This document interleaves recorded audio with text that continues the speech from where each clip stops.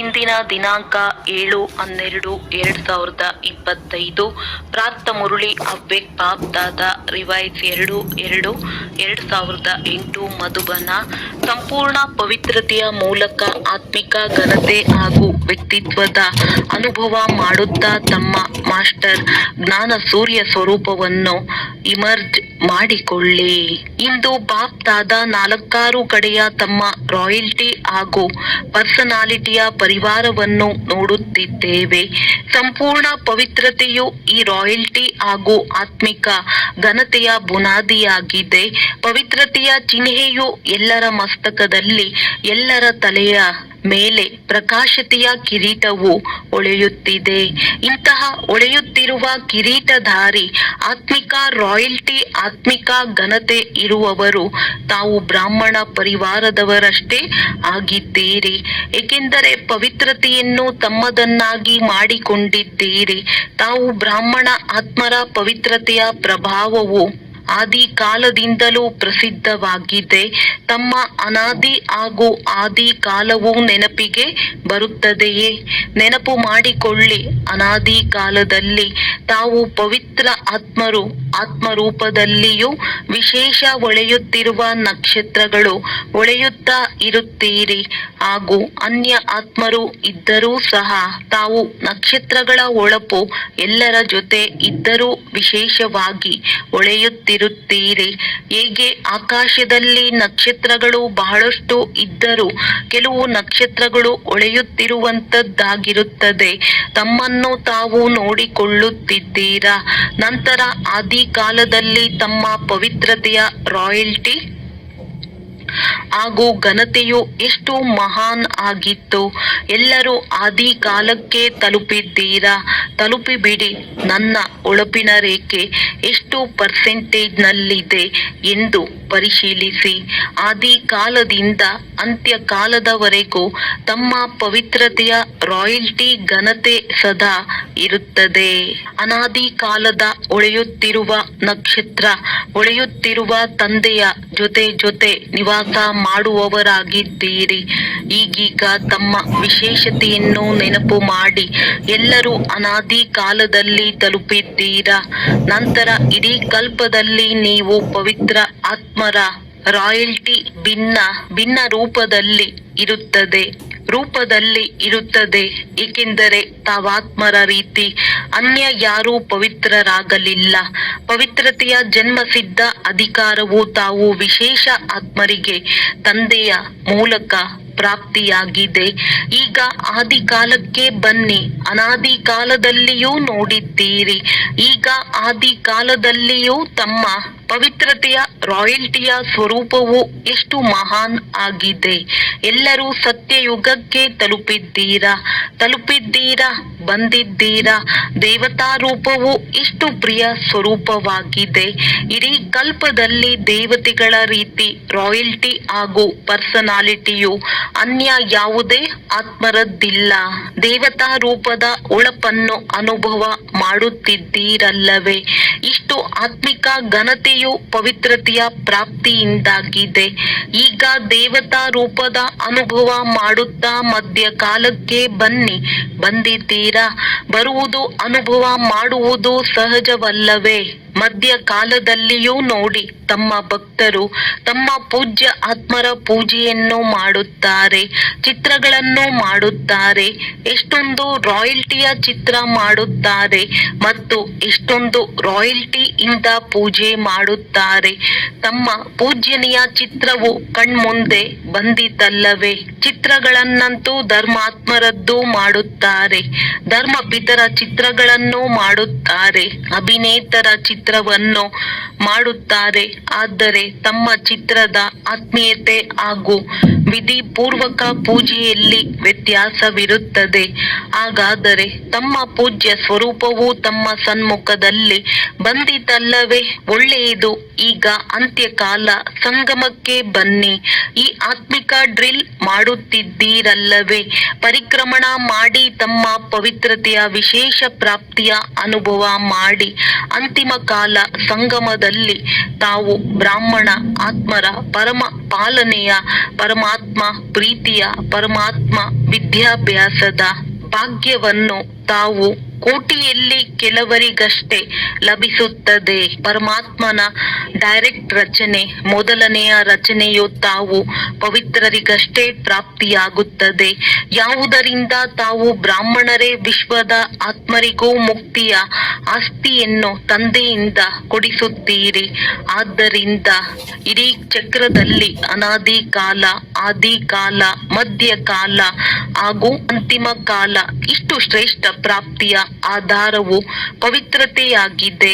ಪೂರ್ತಿ ಪರಿಕ್ರಮಣ, ಮಧ್ಯಕಾಲ ಹಾಗೂ ಅಂತಿಮ ಕಾಲ ಇಷ್ಟು ಶ್ರೇಷ್ಠ ಪ್ರಾಪ್ತಿಯ ಆಧಾರವು ಪವಿತ್ರತೆಯಾಗಿದೆ. ಪೂರ್ತಿ ಪರಿಕ್ರಮಣ ಮಾಡಿದ್ದೀರಿ. ಈಗ ತಮ್ಮನ್ನು ಪರಿಶೀಲಿಸಿಕೊಳ್ಳಿ, ತಮ್ಮನ್ನು ನೋಡಿಕೊಳ್ಳಿ. ನೋಡಿಕೊಳ್ಳಲು ಕನ್ನಡಿ ಇದೆಯಲ್ಲವೇ? ತಮ್ಮನ್ನು ತಾವು ನೋಡಿಕೊಳ್ಳುವ ಕನ್ನಡಿ ಇದೆಯಲ್ಲವೇ? ಯಾರ ಬಳಿ ಇದೆಯೋ ಅವರು ಕೈಯನ್ನೆತ್ತಿ. ಕನ್ನಡಿ ಇದೆಯೇ? ಸ್ಪಷ್ಟವಾಗಿದೆಯೇ? ಹಾಗಾದರೆ ಕನ್ನಡಿಯಲ್ಲಿ ನನ್ನ ಪವಿತ್ರತೆಯ ಪರ್ಸೆಂಟ್ ಎಷ್ಟಿದೆ ಎಂದು ನೋಡಿಕೊಳ್ಳಿ. ಪವಿತ್ರತೆ ಎಂದರೆ ಕೇವಲ ಬ್ರಹ್ಮಚರ್ಯವಲ್ಲ, ಆದರೆ ಬ್ರಹ್ಮಚಾರಿಯಾಗಿದೆ. ಮನ, ವಚನ, ಕರ್ಮ, ಸಂಬಂಧ, ಸಂಪರ್ಕ ಎಲ್ಲದರಲ್ಲಿಯೂ ಪವಿತ್ರತೆ ಇದೆಯೇ? ಎಷ್ಟು ಪರ್ಸೆಂಟ್ ಇದೆ? ಪರ್ಸೆಂಟೇಜ್ ತೆಗೆಯಲು ಬರುತ್ತದೆ ಇಲ್ಲವೇ? ಟೀಚರ್ಸ್ ಬರುತ್ತದೆಯೇ? ಪಾಂಡವರಿಗೆ ಬರುತ್ತದೆಯೇ? ಒಳ್ಳೆಯದು, ಬುದ್ಧಿವಂತರಾಗಿದ್ದೀರಿ. ಮಾತೆಯರಿಗೆ ಬರುತ್ತದೆಯೇ? ಒಳ್ಳೆಯದು, ಪವಿತ್ರತೆಯ ಪರಿಶೀಲನೆಯಾಗಿದೆ. ವೃತ್ತಿ, ದೃಷ್ಟಿ ಹಾಗೂ ಕೃತಿ ಮೂರರಲ್ಲಿಯೂ ಪರಿಶೀಲಿಸಿಕೊಳ್ಳಿ. ಸಂಪೂರ್ಣ ಪವಿತ್ರತೆಯ ವೃತ್ತಿಯು ಬುದ್ಧಿಯಲ್ಲಿ ಬಂದು ಬಿಟ್ಟಿತಲ್ಲವೇ? ವಿಚಾರ ಮಾಡಿ. ಸಂಪೂರ್ಣ ಪವಿತ್ರತೆಯ ವೃತ್ತಿ ಅರ್ಥಾತ್ ಪ್ರತಿಯೊಂದು ಆತ್ಮನ ಪ್ರತಿ ಶುಭ ಭಾವನೆ, ಶುಭ ಕಾಮನೆಯನ್ನಿಡುವುದು. ಅನುಭವಿಯಾಗಿದ್ದೀರಲ್ಲವೇ? ಹಾಗೂ ದೃಷ್ಟಿಯು ಏನಾಗಿರುತ್ತದೆ? ಪ್ರತಿಯೊಂದು ಆತ್ಮವನ್ನು ಆತ್ಮರೂಪದಲ್ಲಿ ನೋಡುವುದು, ಆತ್ಮಿಕ ಸ್ಮೃತಿಯಿಂದ ಮಾತನಾಡುವುದು, ನಡೆಯುವುದು. ಸಂಕ್ಷಿಪ್ತವಾಗಿ ತಿಳಿಸುತ್ತಿದ್ದೇವೆ. ತಾವು ವಿಸ್ತಾರವಾಗಿ ಭಾಷಣ ಮಾಡಬಹುದು. ಕೃತಿ ಅರ್ಥಾತ್ ಕರ್ಮದಲ್ಲಿ ಸುಖ ತೆಗೆದುಕೊಳ್ಳುವುದು, ಸುಖ ನೀಡುವುದು. ನನ್ನ ವೃತ್ತಿ, ದೃಷ್ಟಿ, ಕೃತಿ ಇದೆ ಪ್ರಮಾಣದಲ್ಲಿಯೇ ಎಂದು ಪರಿಶೀಲಿಸಿಕೊಳ್ಳಿ. ಸುಖ ತೆಗೆದುಕೊಳ್ಳಿ, ದುಃಖವನ್ನು ತೆಗೆದುಕೊಳ್ಳಬೇಡಿ. ಎಂದಾದರೂ ದುಃಖವನ್ನು ತೆಗೆದುಕೊಳ್ಳುತ್ತೇನೆಯೇ ಎಂದು ಚೆಕ್ ಮಾಡಿಕೊಳ್ಳಿ. ಕೆಲವೊಮ್ಮೆ ಸ್ವಲ್ಪ ಸ್ವಲ್ಪ ಚೆಕ್ ಮಾಡುತ್ತೀರಾ? ದುಃಖ ಕೊಡುವವರು ಇರುತ್ತಾರಲ್ಲವೇ? ತಿಳಿದುಕೊಳ್ಳಿ, ಅವರು ದುಃಖವನ್ನು ಕೊಡುತ್ತಾರೆ. ಆಗ ನೀವು ಅದನ್ನು ಫಾಲೋ ಮಾಡಬೇಕೇ ಅಥವಾ ಮಾಡಬಾರದೆ? ಯಾರನ್ನು ಫಾಲೋ ಮಾಡಬೇಕು? ದುಃಖ ಕೊಡುವವರನ್ನು ಫಾಲೋ ಮಾಡಬೇಕಾ ಅಥವಾ ತಂದೆಯು ಬ್ರಹ್ಮ ತಂದೆಯು ನಿರಾಕಾರನ ಮಾತಂತೂ ಇದೆ. ಆದರೆ ಬ್ರಹ್ಮ ತಂದೆಯು ಯಾವುದೇ ಮಗುವಿನ ದುಃಖವನ್ನು ತೆಗೆದುಕೊಂಡರ, ಸುಖವನ್ನು ಕೊಟ್ಟರು ಮತ್ತು ಸುಖವನ್ನು ತೆಗೆದುಕೊಂಡರು. ತಂದೆಯನ್ನು ಫಾಲೋ ಮಾಡುತ್ತೀರಾ ಅಥವಾ ಕೆಲವೊಮ್ಮೆ ತೆಗೆದುಕೊಳ್ಳಬೇಕಾಗುತ್ತದೆಯೇ? ದುಃಖ ಎಂದು ಹೆಸರೇ ಇದೆ. ದುಃಖವನ್ನು ಕೊಡುತ್ತಾರೆ, ನಿಂದನೆ ಮಾಡುತ್ತಾರೆ. ಇದು ಕೆಟ್ಟ ವಸ್ತುವೆಂದು ಆ ಸಮಯದಲ್ಲಿ ನಿಮಗೆ ತಿಳಿದಿರುತ್ತದೆ. ಯಾರಾದರೂ ತಮ್ಮನ್ನು ನಿಂದನೆ ಮಾಡಿದರೆ ಅದನ್ನು ತಾವು ಚೆನ್ನಾಗಿದೆ ಎಂದು ತಿಳಿಯುತ್ತೀರಾ, ಕೆಟ್ಟದೆಂದು ತಿಳಿಯುತ್ತೀರಲ್ಲವೇ? ಅಂದ ಮೇಲೆ ಅವರು ತಮಗೆ ದುಃಖವನ್ನು ಕೊಡುತ್ತಾರೆ ಅಥವಾ ನಿಂದನೆ ಮಾಡುತ್ತಾರೆ. ಒಂದು ವೇಳೆ ಕೆಟ್ಟ ವಸ್ತುವನ್ನು ಯಾರಾದರೂ ತಮಗೆ ಕೊಟ್ಟರೆ ನೀವು ತೆಗೆದುಕೊಳ್ಳುತ್ತೀರಾ? ಸ್ವಲ್ಪ ಸಮಯಕ್ಕಾಗಿ ತೆಗೆದುಕೊಳ್ಳುತ್ತೀರಾ? ಹೆಚ್ಚು ಸಮಯಕ್ಕಲ್ಲ, ಸ್ವಲ್ಪ ಸಮಯಕ್ಕಾಗಿ. ಕೆಟ್ಟ ವಸ್ತು ತೆಗೆದುಕೊಳ್ಳುವಂತದ್ದಾಗಿದೆಯೇ? ಹಾಗಾದರೆ ದುಃಖ ಅಥವಾ ನಿಂದನೆಯನ್ನು ಏಕೆ ತೆಗೆದುಕೊಳ್ಳುತ್ತೀರಾ? ಅರ್ಥಾತ್ ಮನಸ್ಸಿನಲ್ಲಿ ಫೀಲಿಂಗ್ನ ರೂಪದಲ್ಲಿ ಏಕೆ ಇಟ್ಟುಕೊಳ್ಳುತ್ತೀರಿ? ತಮ್ಮನ್ನು ತಾವು ಕೇಳಿಕೊಳ್ಳಿ. ನಾವು ದುಃಖವನ್ನು ತೆಗೆದುಕೊಳ್ಳುತ್ತೇವೆಯೇ ಅಥವಾ ದುಃಖವನ್ನು ಪರಿವರ್ತನೆಯ ರೂಪದಲ್ಲಿ ನೋಡುತ್ತೀರಾ? ಮೊದಲ ಸಾಲಿನವರು ಏನು ತಿಳಿಯುತ್ತೀರಿ? ದುಃಖ ತೆಗೆದುಕೊಳ್ಳುವುದು ಸರಿಯೇ? ಸರಿಯೇ ಮಧುಬನದವರು ಸರಿಯೇ? ಸ್ವಲ್ಪ ಸ್ವಲ್ಪ ತೆಗೆದುಕೊಳ್ಳಬೇಕೆ? ಮೊದಲ ಸಾಲಿನವರು ದುಃಖವನ್ನು ತೆಗೆದುಕೊಳ್ಳಬೇಕಲ್ಲವೇ? ತೆಗೆದುಕೊಳ್ಳಲು ಇಚ್ಛೆ ಇರುವುದಿಲ್ಲ, ಆದರೆ ತೆಗೆದುಕೊಳ್ಳುತ್ತಾರೆ. ತಪ್ಪಾಗಿ ತೆಗೆದುಕೊಂಡು ಬಿಡುತ್ತೀರಿ. ಈ ದುಃಖದ ಫೀಲಿಂಗ್ ನಲ್ಲಿ ಯಾರು ಬೇಸರವಾಗುತ್ತಾರೆ? ಮನಸ್ಸಿನಲ್ಲಿ ಕೊಳಕನ್ನು ಇಟ್ಟುಕೊಂಡರೆ ಬೇಸರ ಯಾರಿಗಾಗುತ್ತದೆ? ಎಲ್ಲಿ ಕೊಳಕಿರುತ್ತದೆಯೋ ಅಲ್ಲಿ ಬೇಸರವಿರುತ್ತದೆ ಎಲ್ಲವೇ? ಆಗ ಆ ಸಮಯದಲ್ಲಿ ತಮ್ಮ ರಾಯಲ್ಟಿ ಹಾಗೂ ಪರ್ಸನಾಲಿಟಿಯನ್ನು ತಮ್ಮ ಮುಂದೆ ತಂದುಕೊಳ್ಳಿ. ಆಗ ತಮ್ಮನ್ನು ಯಾವ ರೂಪದಲ್ಲಿ ನೋಡುತ್ತೀರಿ? ತಮ್ಮ ಟೈಟಲ್ ಏನೆಂದು ತಿಳಿದಿರುತ್ತದೆಯೇ? ತಮ್ಮ ಟೈಟಲ್ ಆಗಿದೆ ಸಹನಶೀಲ ದೇವಿ. ಸಹನಶೀಲ ದೇವ ಅಂದಾಗ ತಾವು ಯಾರಾಗಿದ್ದೀರಿ? ಸಹನಶೀಲ ದೇವಿ, ಸಹನಶೀಲ ದೇವ ಆಗಿದ್ದೀರಾ ಅಥವಾ ಆಗಿಲ್ಲವೇ? ಕೆಲವೊಮ್ಮೆ ಆಗುತ್ತೀರಾ? ತಮ್ಮ ಸ್ವಮಾನವನ್ನು ನೆನಪು ಮಾಡಿಕೊಳ್ಳಿ. ನಾನು ಯಾರಾಗಿದ್ದೇನೆ ಇದನ್ನು ಸ್ಮೃತಿಯಲ್ಲಿ ತಂದುಕೊಳ್ಳಿ. ಇಡೀ ಕಲ್ಪದ ವಿಶೇಷ ಸ್ವರೂಪವನ್ನು ಸ್ಮೃತಿಯಲ್ಲಿ ತಂದುಕೊಳ್ಳಿ. ಸ್ಮೃತಿಯಂತೂ ಬರುತ್ತದೆ ಎಲ್ಲವೇ? ಬಾಪ್ ದಾದಾರವರು ನೋಡುತ್ತಾರೆ ಹೇಗೆ ನಾನು ಎಂಬ ಶಬ್ದವನ್ನು ಸಹಜ ನೆನಪಿನಲ್ಲಿ ಪರಿವರ್ತನೆ ಮಾಡಿಕೊಳ್ಳುತ್ತಾರೆ. ನಾನು ಎನ್ನುವುದರ ವಿಸ್ತಾರವನ್ನು ಸಂಕ್ಷಿಪ್ತ ಮಾಡಲು ಏನು ಹೇಳುತ್ತೀರಿ? ನನ್ನ ಬಾಬಾ ಯಾವಾಗಲಾದರೂ ನಾನು ನಾನು ಎಂಬ ಶಬ್ದವು ಬಂದಾಗ ನನ್ನ ಬಾಬಾ ಎನ್ನುವುದರಲ್ಲಿ ಸಂಕ್ಷಿಪ್ತಗೊಳಿಸುತ್ತೀರಿ ಹಾಗೂ ಮತ್ತೆ ಮತ್ತೆ ನನ್ನ ಬಾಬಾ ಎಂದು ಹೇಳುವುದರಿಂದ ನೆನಪು ಸಹ ಸಹಜವಾಗಿರುತ್ತದೆ ಮತ್ತು ಪ್ರಾಪ್ತಿಯೂ ಜಾಸ್ತಿ ಇರುತ್ತದೆ. ಹಾಗೆಯೇ ಇಡೀ ದಿನದಲ್ಲಿ ಒಂದು ವೇಳೆ ಯಾವುದೇ ಪ್ರಕಾರದ ಸಮಸ್ಯೆ ಅಥವಾ ಕಾರಣ ಬರುತ್ತದೆ ಎಂದರೆ ಅಲ್ಲಿ ಈ ಎರಡು ಶಬ್ದಗಳು ವಿಶೇಷವಾಗಿದೆ. ನಾನು ಮತ್ತು ನನ್ನದು. ಬಾಬಾ ಎಂಬ ಶಬ್ದ ಹೇಳುವುದರಿಂದ ನನ್ನದು ಎಂಬ ಶಬ್ದವು ಪಕ್ಕಾ ಸ್ಮೃತಿಯಲ್ಲಿ ಇದೆ. ಇದೆಯಲ್ಲವೇ? ಎಲ್ಲರೂ ಈಗ ಬಾಬಾ ಬಾಬಾ ಎಂದು ಹೇಳುವುದಿಲ್ಲ, ನನ್ನ ಬಾಬಾ ಎಂದು ಹೇಳುತ್ತಾರೆ. ಇದೇ ರೀತಿ ಈ ನಾನು ಎನ್ನುವ ಶಬ್ದವನ್ನು ಸಹ ಪರಿವರ್ತನೆ ಮಾಡಲು ನಾನು ಎಂದು ಹೇಳಿದಾಗ ತಮ್ಮ ಸ್ವಮಾನದ ಪಟ್ಟಿಯನ್ನು ಸನ್ಮುಖದಲ್ಲಿ ತನ್ನಿ. ನಾನು ಯಾರು? ಏಕೆಂದರೆ ನಾನು ಎನ್ನುವ ಶಬ್ದ ಕೆಳಗೆ ಬೀಳಿಸಲು ನಿಮಿತ್ತವಾಗಿ ಬಿಡುತ್ತದೆ ಹಾಗೂ ನಾನು ಎಂಬ ಶಬ್ದವು ಸ್ವಮಾನದ ಸ್ಮೃತಿಯು ಶ್ರೇಷ್ಠರನ್ನಾಗಿಯೂ ಮಾಡುತ್ತದೆ. ಹೇಗೆ ನನ್ನ ಬಾಬಾ ಎನ್ನುವುದರ ಅಭ್ಯಾಸವಾಗಿದೆಯೋ ಹಾಗೆಯೇ ನಾನು ಎಂಬ ಶಬ್ದವನ್ನು ದೇಹಾಭಿಮಾನದ ಸ್ಮೃತಿಯ ಬದಲಾಗಿ ತಮ್ಮ ಶ್ರೇಷ್ಠ ಸ್ವಮಾನವನ್ನು ಸನ್ಮುಖದಲ್ಲಿ ತನ್ನಿ. ನಾನು ಶ್ರೇಷ್ಠ ಆತ್ಮನಾಗಿದ್ದೇನೆ, ಸಿಂಹಾಸನಾಧಿಕಾರಿ ಆತ್ಮನಾಗಿದ್ದೇನೆ, ವಿಶ್ವ ಕಲ್ಯಾಣಿ ಆತ್ಮನಾಗಿದ್ದೇನೆ. ಈ ರೀತಿ ಯಾವುದಾದರೊಂದು ಸ್ವಮಾನದ ಜೊತೆ ನಾನು ಎಂಬ ಶಬ್ದವನ್ನು ಜೋಡಿಸಿ ಆಗ ನಾನು ಎಂಬ ಶಬ್ದವು ಉನ್ನತಿಗೆ ಸಾಧನವಾಗುತ್ತದೆ. ಹೇಗೆ ನನ್ನದು ಎಂಬ ಶಬ್ದವು ಈಗ ಮೆಜಾರಿಟಿ ಬಾಬಾ ಶಬ್ದದ ನೆನಪು ತರಿಸುತ್ತದೆ. ಏಕೆಂದರೆ ಸಮಯ ಪ್ರಕೃತಿಯ ಮೂಲಕ ತನ್ನ ಚಾಲೆಂಜ್ ಮಾಡುತ್ತಿದೆ. ಸಮಯದ ಸಮೀಪತೆಯನ್ನು ಸಾಮಾನ್ಯ ಮಾತೆಂದು ತಿಳಿಯಬೇಡಿ. ಅಚಾನಕ್ ಹಾಗೂ ಎವರಿಡೇ ಶಬ್ದವನ್ನು ತಮ್ಮ ಕರ್ಮಯೋಗಿ ಜೀವನದಲ್ಲಿ ಎಲ್ಲಾ ಸಮಯದಲ್ಲಿಯೂ ಸ್ಮೃತಿಯಲ್ಲಿ ಇಟ್ಟುಕೊಳ್ಳಿ. ಹೇಗೆ ವಿಜ್ಞಾನವು ಹೊಸ ಹೊಸ ಪ್ರಯೋಗ ಮಾಡುತ್ತಿರುತ್ತದೆಯೋ ಹಾಗೆಯೇ ತಮ್ಮ ಶಾಂತಿಯ ಶಕ್ತಿಯನ್ನು ಸ್ವಯಂನ ಪ್ರತಿ ಭಿನ್ನ ಭಿನ್ನ ರೂಪದಲ್ಲಿ ಪ್ರಯೋಗ ಮಾಡಿ. ಎಷ್ಟೆಷ್ಟು ಸ್ವಯಂ ಪ್ರತಿ ಪ್ರಯೋಗ ಮಾಡುವ ಅಭ್ಯಾಸ ಮಾಡುತ್ತೀರಿ ಅಷ್ಟೇ ಅನ್ಯರ ಪ್ರತಿಯೂ ಶಾಂತಿಯ ಶಕ್ತಿಯ ಪ್ರಯೋಗ ಉಪಯೋಗ ಆಗುತ್ತಿರುತ್ತದೆ. ಈಗ ವಿಶೇಷವಾಗಿ ತಮ್ಮ ಶಕ್ತಿಗಳ ಸಕಾಶವನ್ನು 4 ಕಡೆ ಹರಡಿಸಿ ತಮ್ಮ ಪ್ರಕೃತಿಯ ಸೂರ್ಯಶಕ್ತಿ ಸೂರ್ಯನ ಕಿರಣಗಳು ತಮ್ಮ ಕಾರ್ಯವನ್ನು ಅನೇಕ ರೂಪದಲ್ಲಿ ಮಾಡುತ್ತಿದೆ.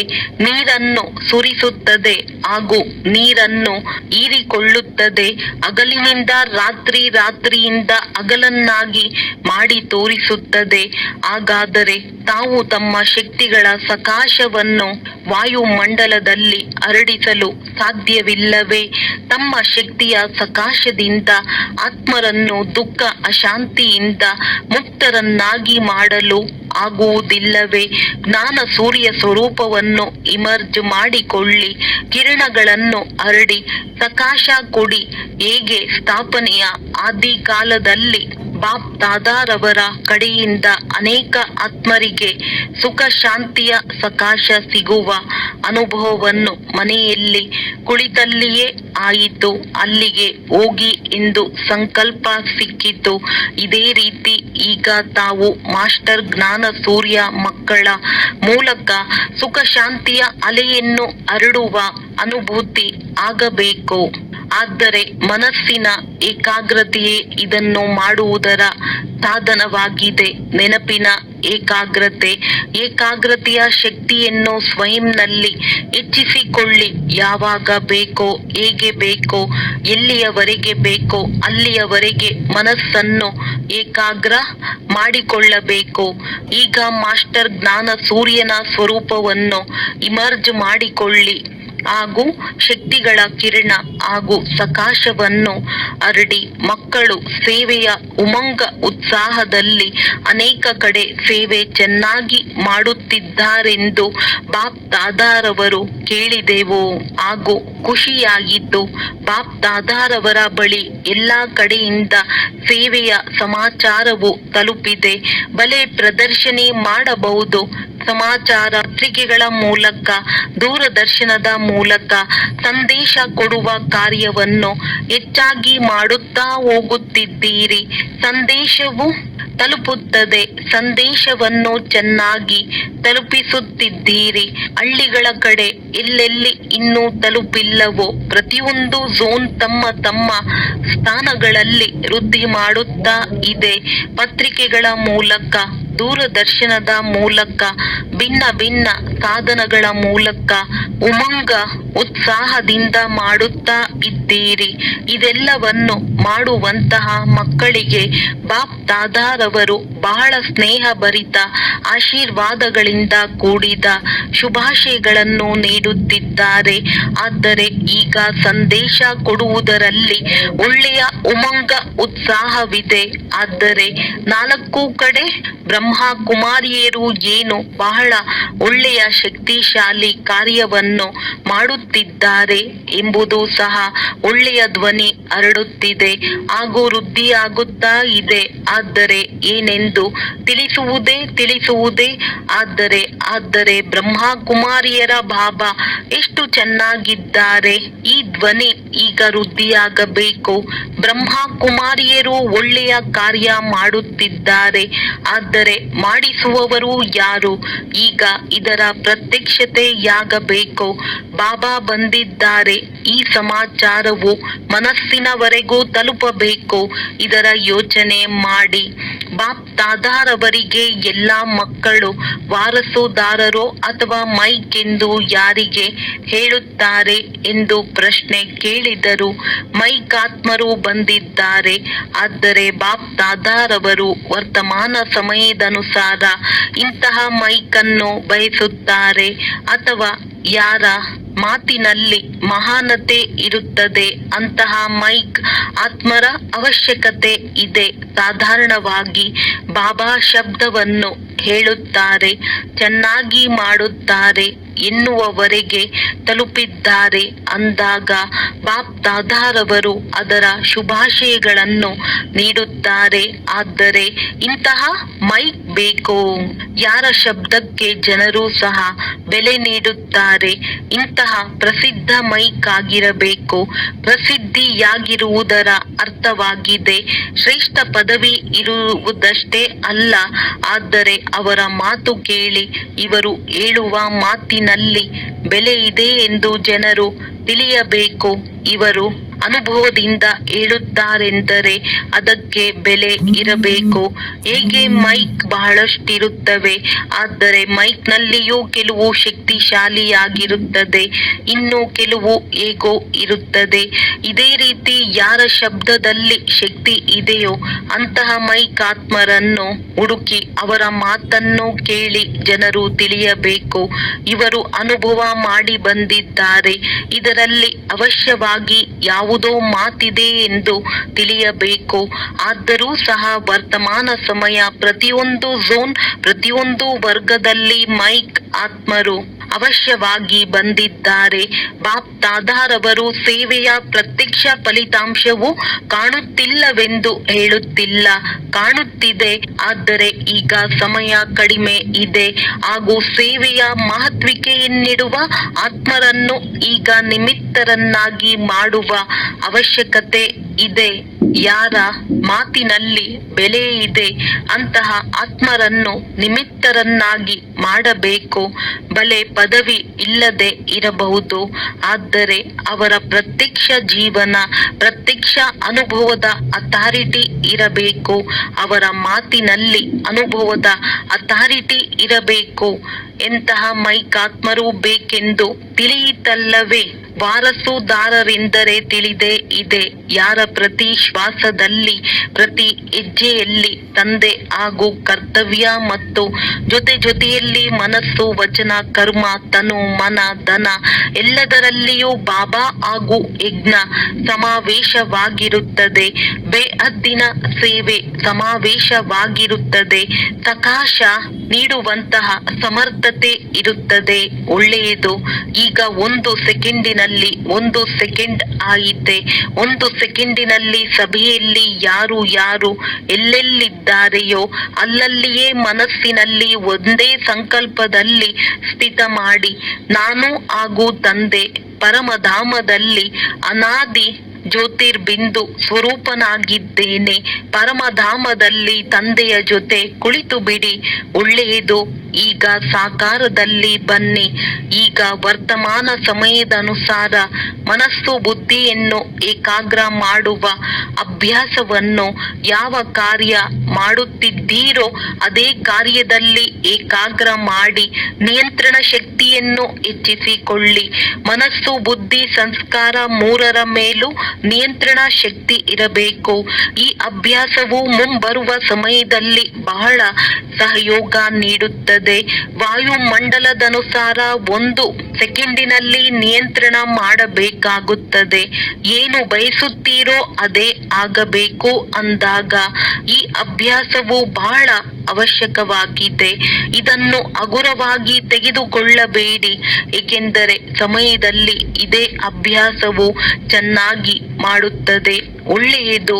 4 ಕಡೆಯ ಡಬಲ್ ಸಿಂಹಾಸನಾಧಿಕಾರಿ ಬಾಪ್ ದಾದಾರವರ ಸಿಂಹಾಸನಾಧಿಕಾರಿ, ಜೊತೆಯಲ್ಲಿ ವಿಶ್ವರಾಜ್ಯ ಸಿಂಹಾಸನಾಧಿಕಾರಿ ಸದಾ ತಮ್ಮ ಅನಾದಿ ಸ್ವರೂಪ, ಆದಿ ಸ್ವರೂಪ, ಮಧ್ಯ ಸ್ವರೂಪ, ಅಂತಿಮ ಸ್ವರೂಪದಲ್ಲಿ ಯಾವಾಗ ಬೇಕೋ ಆಗ ಸ್ಥಿತರಾಗುವಂತಹ ಸದಾ ಸರ್ವ ಖಜಾನೆಗಳನ್ನು ಸ್ವಯಂ ಕಾರ್ಯದಲ್ಲಿ ತೊಡಗಿಸಿ ಮತ್ತು ಅನ್ಯರಿಗೂ ಈ ಖಜಾನೆಯಿಂದ ಸಂಪನ್ನರನ್ನಾಗಿ ಮಾಡುವಂತಹ ಸರ್ವ ಆತ್ಮರಿಗೆ ತಂದೆಯಿಂದ ಮುಕ್ತಿಯ ಆಸ್ತಿಯನ್ನು ಕೊಡಿಸುವಂತಹ ಪರಮಾತ್ಮ ಪ್ರೀತಿಗೆ ಪಾತ್ರರಾದ ಆತ್ಮರಿಗೆ ಬಾಪ್ ದಾದಾರವರ ನೆನಪು, ಪ್ರೀತಿ, ಹೃದಯದ ಆಶೀರ್ವಾದಗಳು ಹಾಗೂ ನಮಸ್ತೆ.